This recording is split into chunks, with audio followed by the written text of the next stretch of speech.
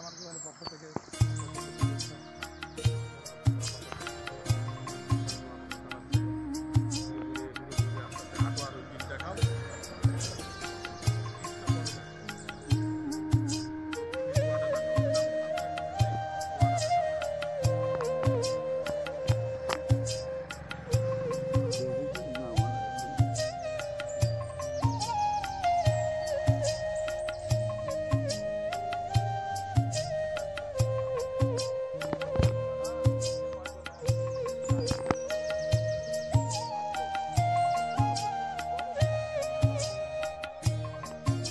আসসালামু আলাইকুম।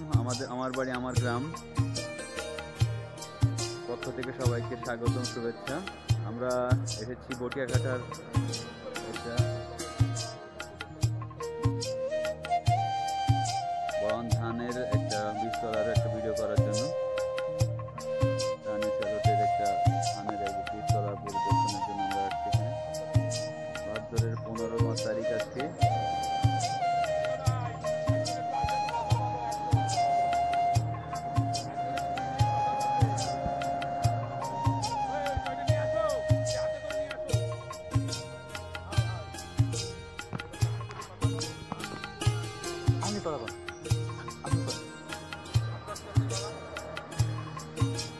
আমরা একজন কৃষককে দেখেছি,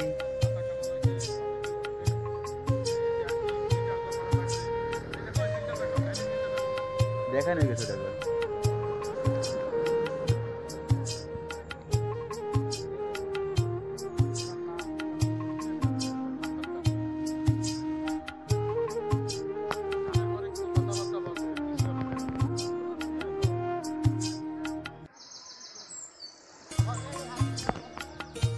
আসসালামু আলাইকুম। আর একটু কাছে আসেন। এটা তো আমন ধান না? আমাদের এর পরিচর্যার বিষয়ে, এই যে লাগানোর পরে আর পরিচর্যার যে বিষয়ে সরকার থেকে কোনো অনুদান বা এই ধরনের কোনো কিছু পাচ্ছেন কিনা? মানে সরকার থেকে বীজ এবং সার দিছে আর কি। এই সরকারি ধান। আর আপনারা একজনের জমি কি আগামাতা সব একজনের জায়গা? কয় বিঘা এটা? 2 বিঘের মতো আছে না?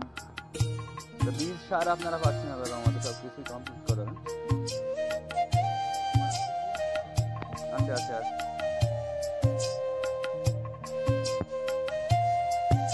রোয়া পাতাগুলো কেমন হয়েছে আমাদের এখানকার?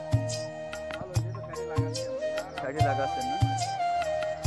বীজতলার যে কাজবাজগুলো যে করা দরকার সেগুলো তো সুন্দরভাবে, এতে তো ভাইরাসের যে সমস্যাগুলো এখন তো এগুলো পাওয়া যাবে না? তার আগে ভাইরাসের ব্যবস্থা করা যাবে, তার আগে এখন আর কোনো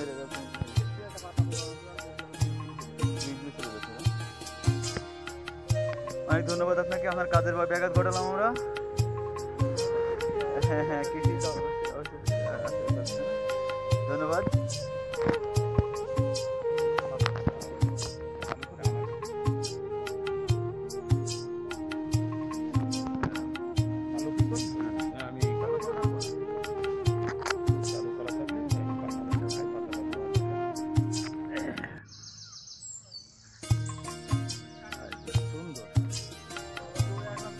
আসলাম তা তোমরা তো উঠে যাবা, তা তো আর আমরা বুঝতে পারিনি না ভাই।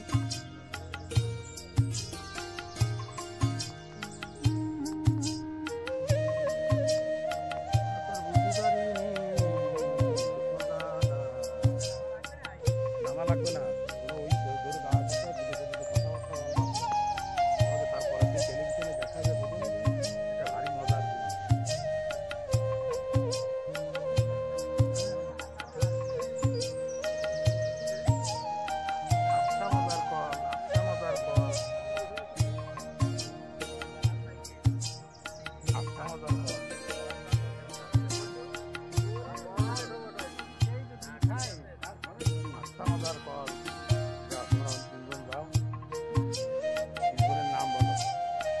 বেশি দূর যাওয়া লাগবে।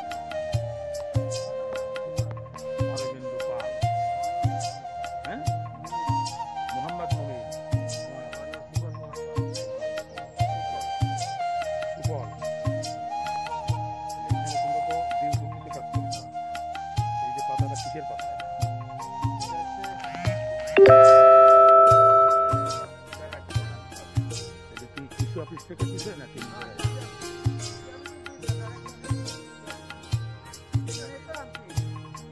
আর সার্ভিস, কীটনাশক, অন্য যা কিছু সব কিনা?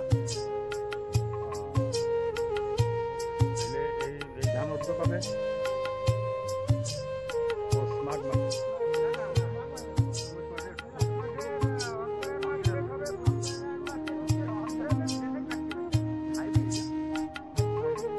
রানী স্যালট না এটা? তাহলে এটা পানি দেওয়া লাগবে না? কম্পোস্ট দেওয়া লাগবে। আচ্ছা, তাহলে এলো হলো পাতা। পাতা কি ভালো হয়েছে?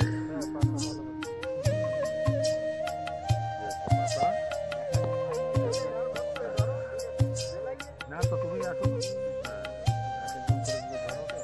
কালকে একটা ভিডিও করলাম বটে কাটা আমার কাছে কি আপনি কি বিএনপি করেন নাই? কেন পাতা পাতা উঠো করে দেখাইছি তো। হ্যাঁ, তার কাছে আপনি কি বিএনপি করেন? কেন ভাই বিএনপি করবো কেন? পাতা দেওয়া কি বিএনপি করা হয়? রমেল কই? তুমি শুট করতেছো? তুমি শুট করলে তাহলে ই করো, আমার সাক্ষাৎকার কেসে নিবা।